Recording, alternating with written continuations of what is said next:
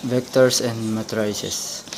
In essence, vectors like single entities representing direction and magnitude, while matrices are more like grids of numbers used for various mathematical operations and representations. Types of vector and matrices. Row vector. Ito naman ay isang array ng mga number na nakaayos ng pahalang. Karaniwan, ito yung ginagamit nila sa isang solong mga number na nasa loob ng mga bracket. Column vector. Column vector, ito naman yung isang matrix na may isang column lang. Unit vector. Unit vector naman ay isang vector na may magnitude na 1 point. Kadalasan ginagamit din ito para magpakita ng isang direction. Coordinate system. Coordinate system are frameworks used to locate points in space or on a plane. Types of coordinate system.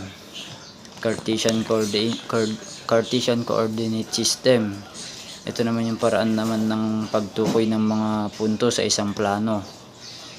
Spherical coordinate system. Ito naman yung isang paraan para matukoy yung mga puntos sa tatlong dimensional. Polar coordinate system.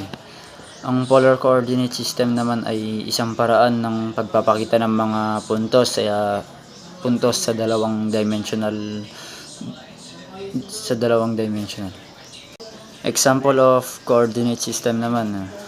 Imagine you are playing a game on a grid-based map.